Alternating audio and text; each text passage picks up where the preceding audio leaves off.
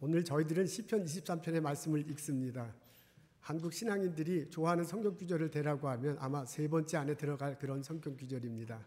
내용도 짧고 그리고 참 마음이 따뜻해져서 많은 사람들이 암송하는 그런 구절입니다.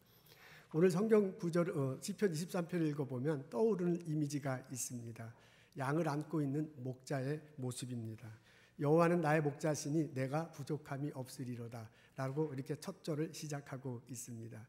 양을 안고 있는 목자, 이런 이미지가 이렇게 연상되면서 하나님께서 나를 품어주시고 안아주신다고 그런 생각이 듭니다. 그런 기분이, 그런 느낌이 드는 것을 알 수 있습니다. 양은 돌봄이 많이 필요한 동물이라고 합니다.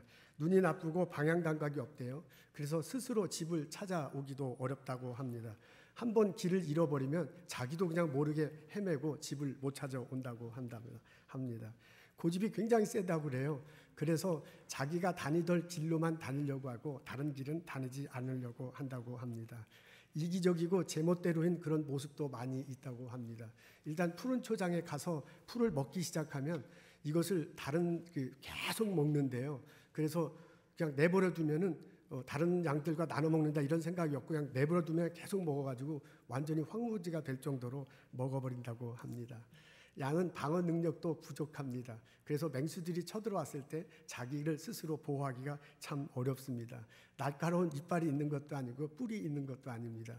간혹 뿔이 있는 양을 보게 되는데 그 뿔도 이렇게 안으로 이렇게 둥그렇게 생겼어요. 그래서 이렇게 쳐박아 갖고서는 다른 동물에게 해를 끼칠 수 없는 그런 것입니다.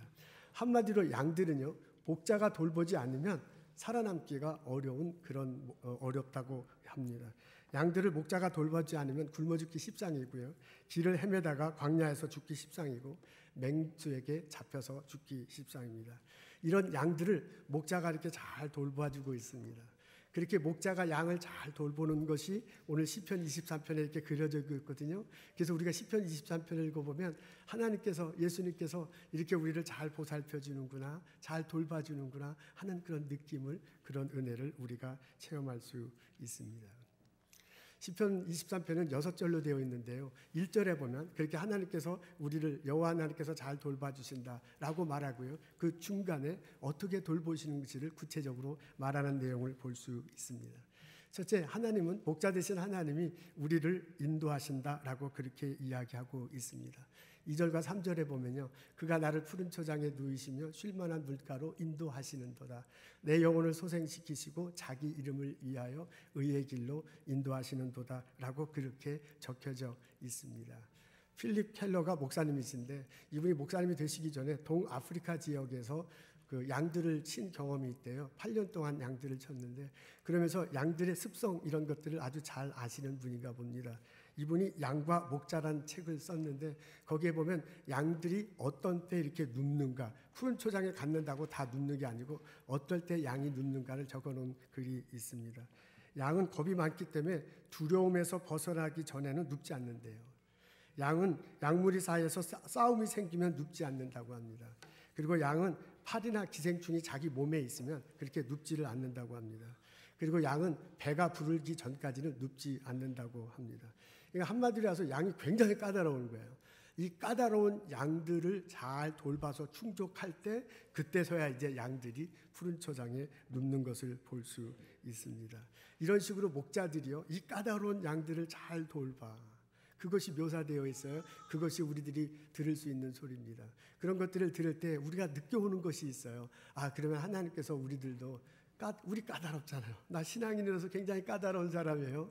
그 까다로운 나를 잘 돌보시는구나 라고 그렇게 고백될 수 있고 그렇게 노래할 수 있고요. 그렇기 때문에 이 시편 23편이 우리에게 은혜가 됩니다.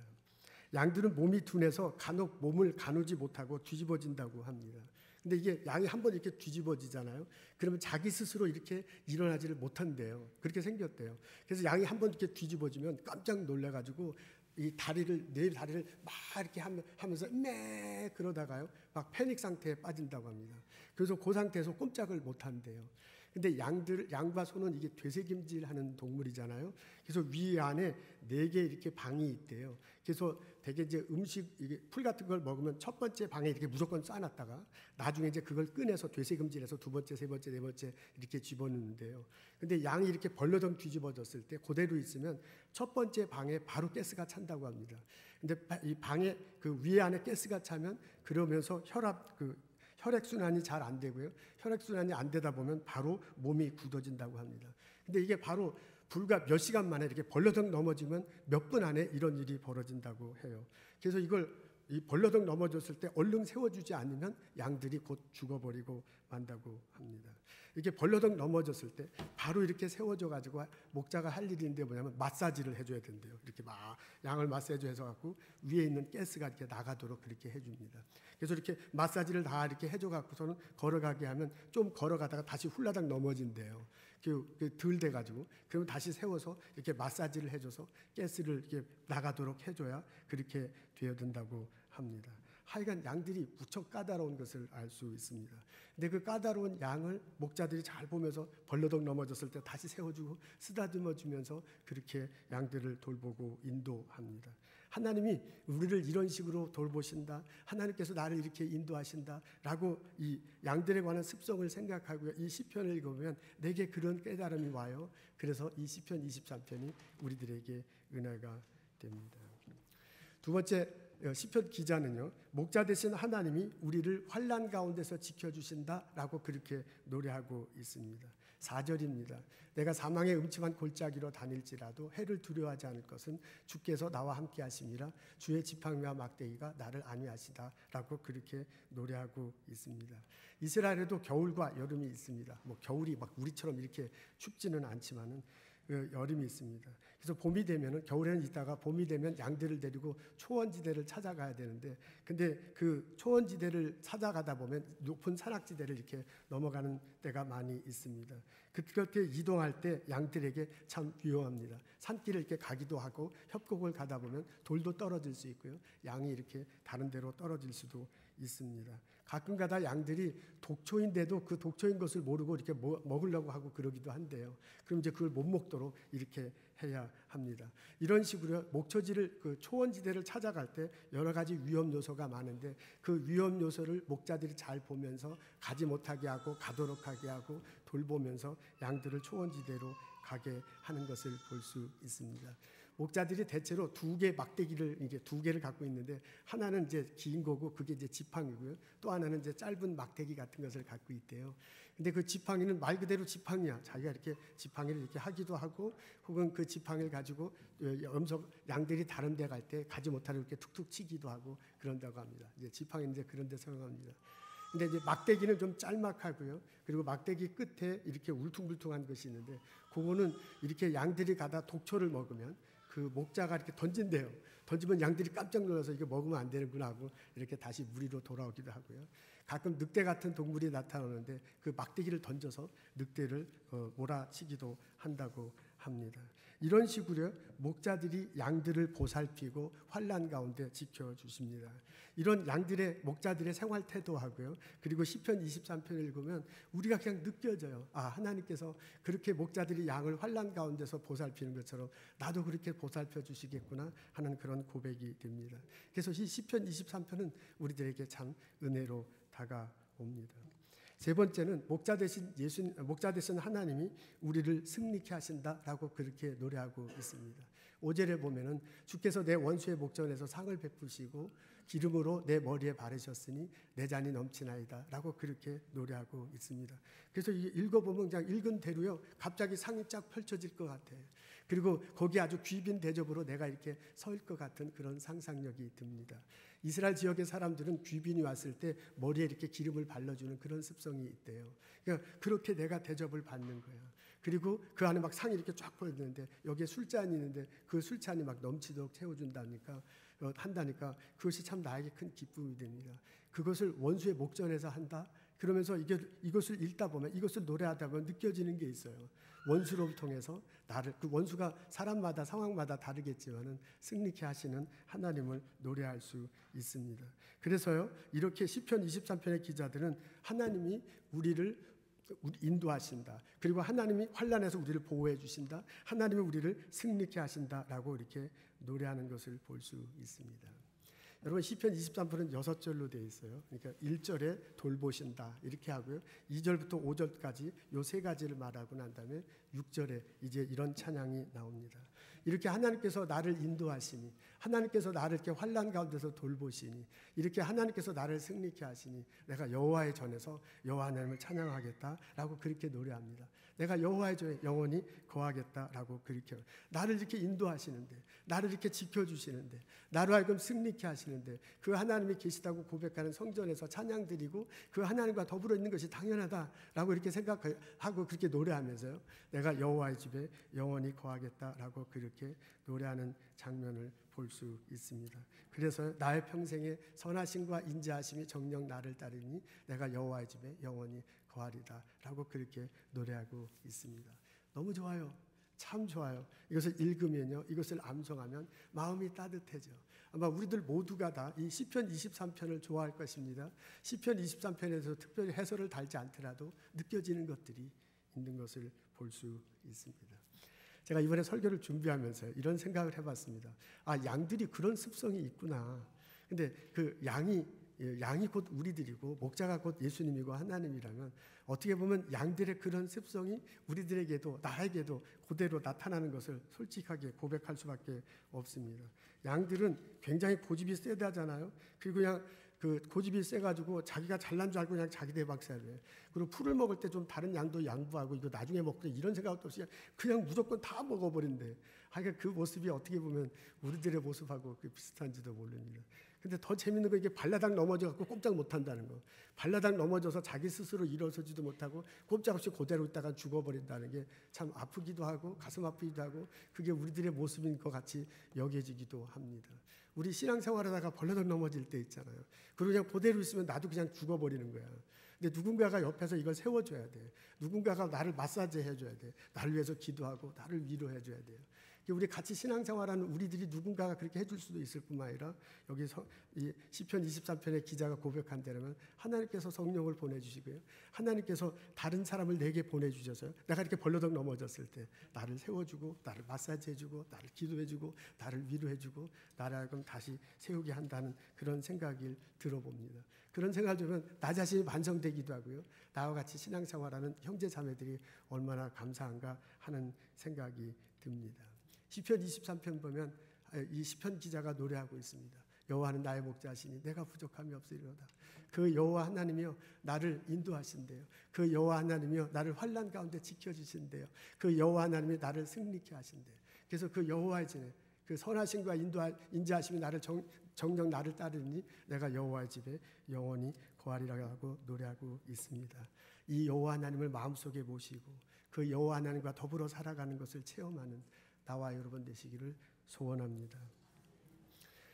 우리가 교회 와서 시편 23편을 이렇게 읽고서요, 이렇게 고백하고 이렇게 노래하지만은 우리들 삶 속에서는 그래서 노래하면서 우리들 삶 속에 예수님이 정말 하나님이 성령의 모습으로 나와 함께 하신다 이렇게 고백하며 살지만은 우리가 삶 속에서 정말 예수님이 나와 함께 하신다는 것을 못 체험하면서 살아갈 때도 간혹 있습니다.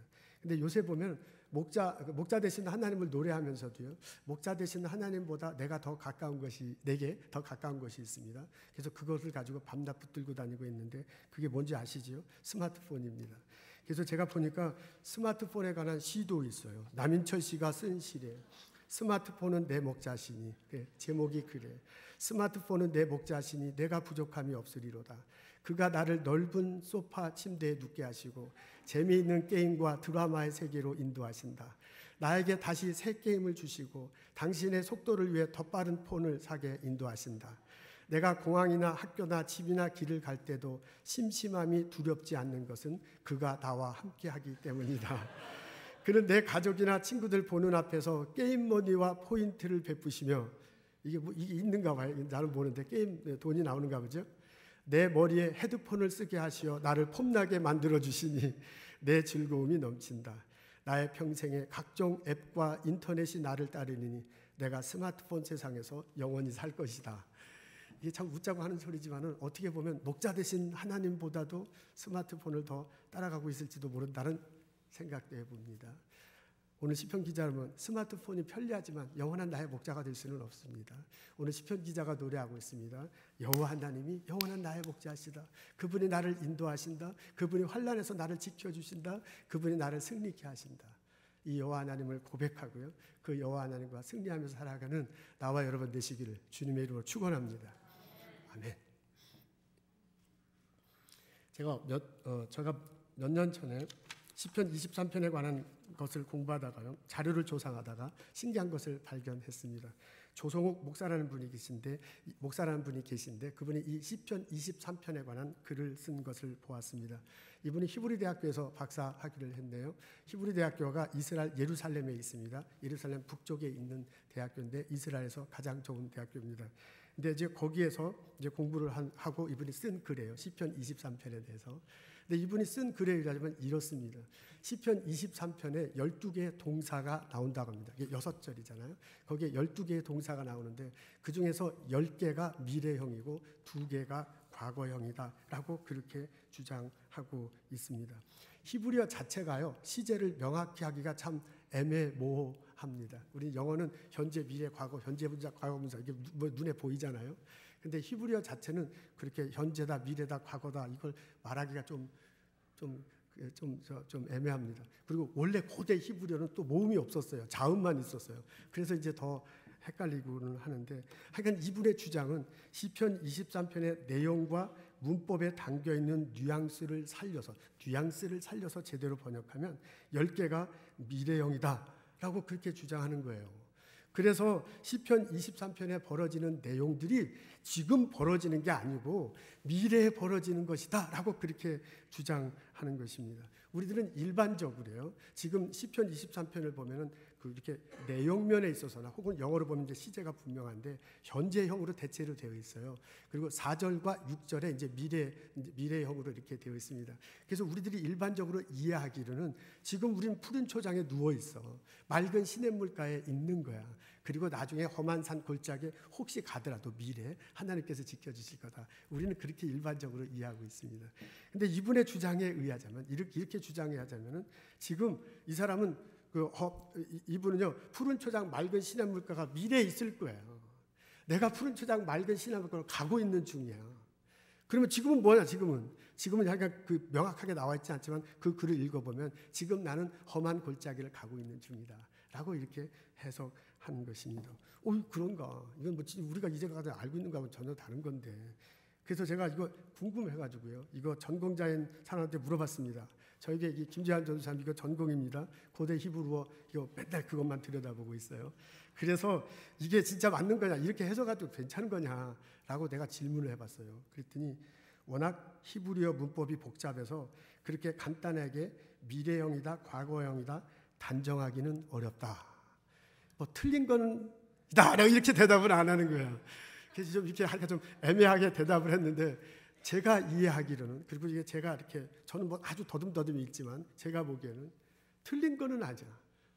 그러면 그렇다고 보면 이렇게 해석도 가능한 것이구나 라고 그렇게 여겨요. 물론 학문적인 입장에서는 많은 논란의 여지가 있을지 모르지만 이렇게 해석하는 것도 가능하구나 라고 생각해보면요, 이 본문이요, 새롭게 나에게 다가오는 것을 볼 수 있습니다.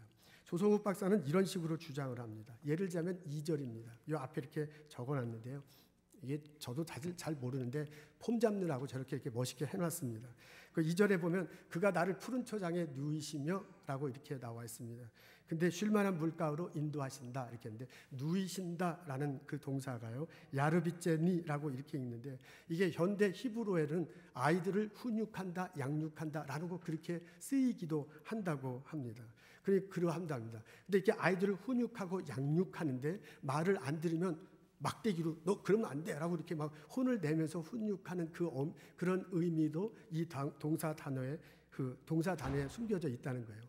그러니까 아이를 훈육하고 양육하고 또 말을 안 들으면 막 막대기로, 사랑의 막대기를 드는 그런 느낌을 들으면서 미래의 푸른 초장에 누이시도록 인도한다는, 이제 그렇게 해석이 가능하다는 것입니다.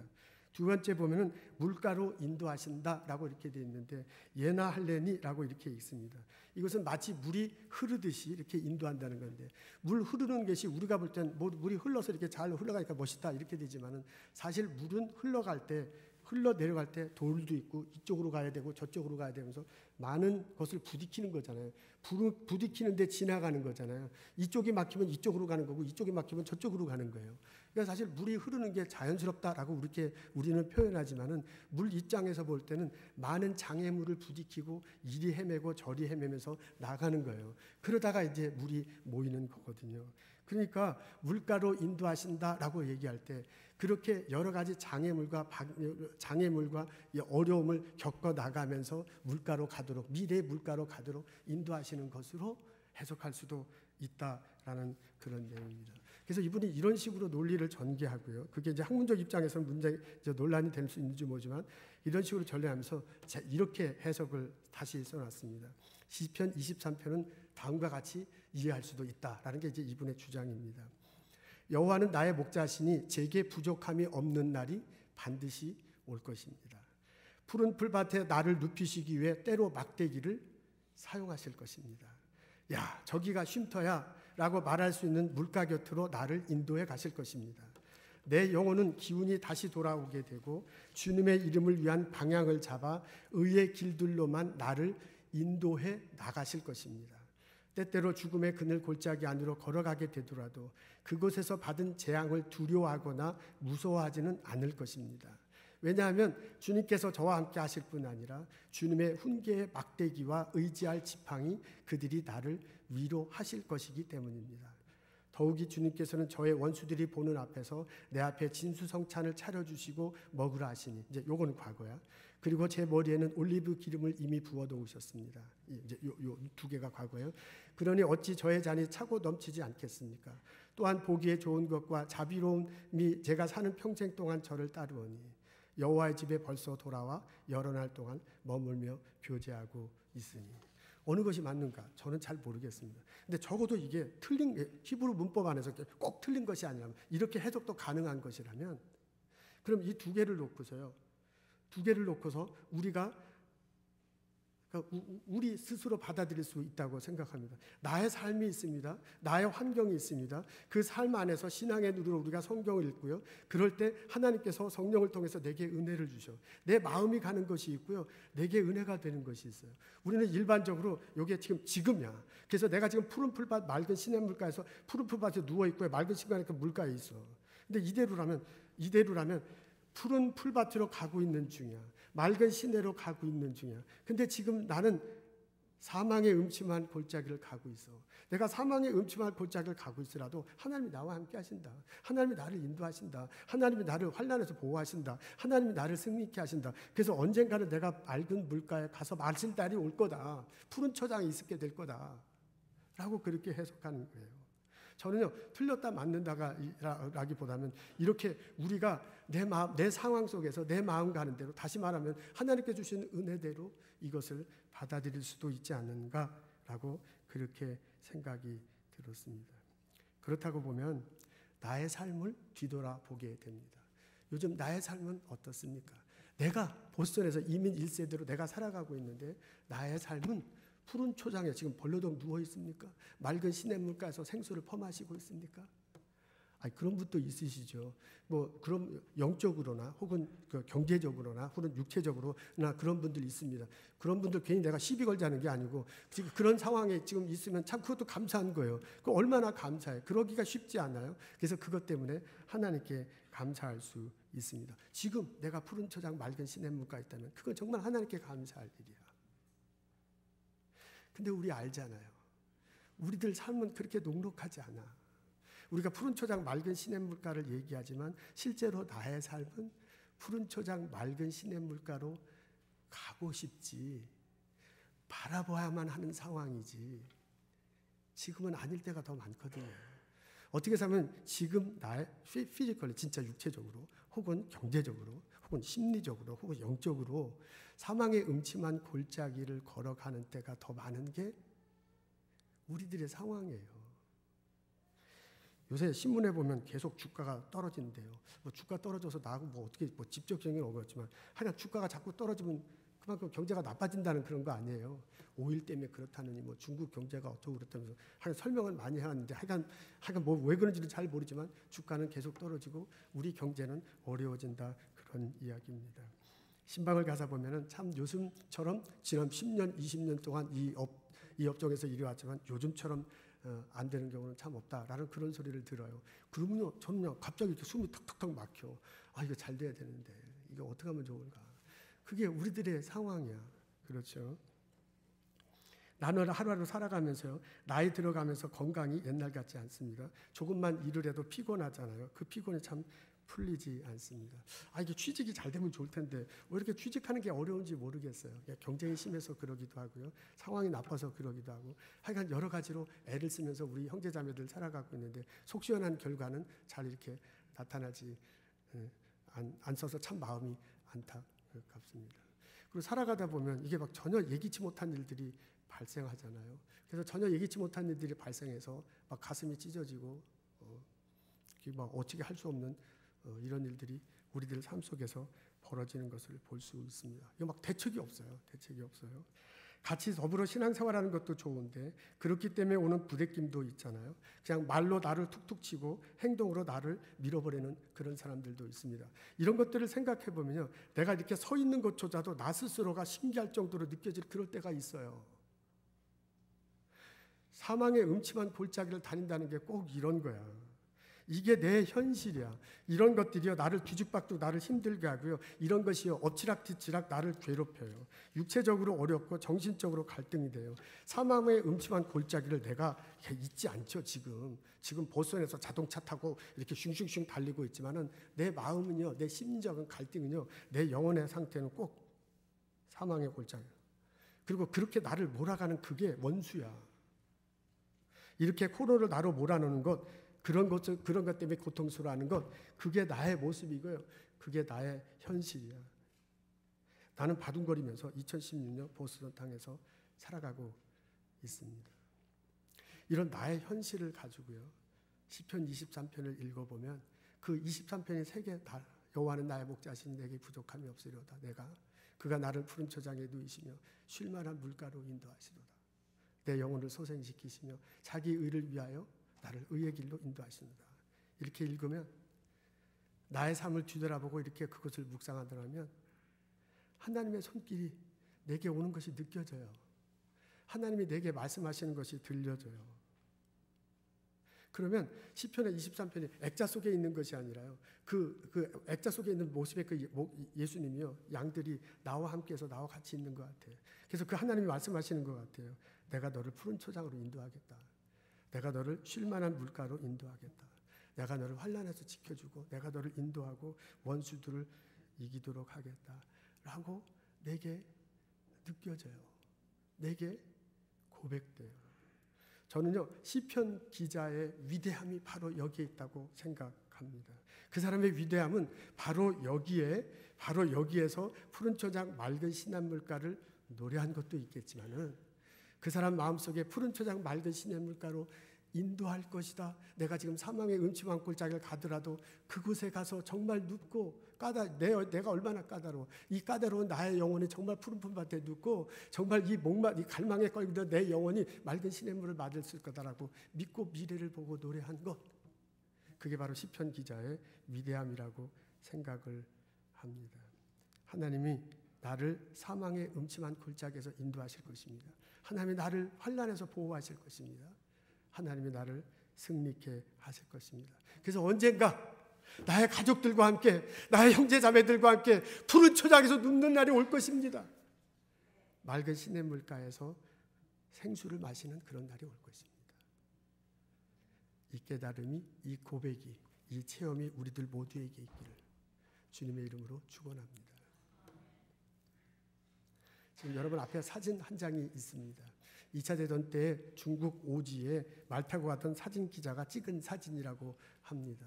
예수님에 대해서 갈등이 많았대요. 예수님이 정말 살아계신가? 십자가 다시고 부활하신 예수님, 내가 고백할 수 있는가? 하는 것 때문에 굉장히 많이 고민하는데 음성을 듣게 됩니다. 지금 사진을 찍으라. 근데 말 타고 가다 보니까 이게 눈이 녹은 곳이 있는데 일부는 녹고 일부는 안 녹았어요. 그래서 사진을 찍었습니다. 그리고 집에 와서 현상해 보니까 이런 모습이 나옵니다. 여러분 중에 지금 저 사진을 보고 예수님 얼굴이 보이는 사람도 있고 예수님 얼굴이 보이지 않는 사람도 있을 것입니다. 예수님 얼굴이 안 보이는 사람은 믿음이 없는 사람이고 예수님 얼굴이 보이는 사람은 믿음이 있는 게 절대로 아닙니다. 근데 얼른 보면 이게 참 내가 왜 그 말을 강조하냐면 저는 예수님이 절대로 안 보였어요. 아니 어디 예수님이 있다고 이 난리냐. 그렇다고 또 안 보이는데 보인다고 할 수도 없고 이제 보인 또 반대로 얘기할 수도 없잖아요. 고민하는데 그러니까 나중에 안 보이는 사람은 너무 고민하지 마시고요. 얼른 보면은 이제 보이게 됩니다. 어떻게 보면은 삶 속에서 하나님께서 우리를 인도하신다라는 것도 이런 것과 마찬가지로 설명될 수 있습니다. 똑같은 상황을요 어떻게 보느냐에 따라서 우리들의 삶은 엄청나게 달라집니다. 똑같은 상황인데 내가 하나님을 믿고 그 하나님이 나와 함께 하신다, 나를 인도하신다, 나를 환난에서 구원하신다, 나를 승리케 하신다라고 고백하면, 그렇게 찬양하고 가면, 그렇게 시편 23편이 내 말씀이다라고 암송하고 다닐 때 하나님께서 실제로 내게 오셔서요 나의 삶을 그렇게 펼쳐 가실 것입니다. 나를 인도하시는 하나님, 나를 환난에서 구원하시는 하나님, 나를 승리케 하시는 하나님을 체험할 수 있을 것입니다. 믿음의 차이입니다. 그래서 시편 기자가 우리에게 이야기를 우리가 바라고 소원하는 것들을 믿음은 바라는 것들의 실상이요 보이지 못하는 것들의 증거라고 하셨습니다. 하나님이 나와 함께 하신다고 내가 믿음으로 고백할 때 목자 되신 하나님이 내 삶 속에 들어와 계실 것입니다. 그 하나님이 나를 인도하신다, 환난에서 지켜주신다, 그 하나님이 나를 승리케 하신다고 고백하고 암송할 때 실제로 그 하나님이 나를 인도하고 환난에서 보호하고 승리케 하심을 체험케 하실 것입니다. 여러분 어떻습니까? 나는 믿음의 눈으로 내 환경을, 내 삶을 바라보고 있습니까? 하나님이 나와 함께 하심을 마음으로 믿고 입으로 시인하고 목자 되신 그 하나님을 붙들며 살아가는 나와 여러분 되시기를 주님의 이름으로 축원합니다.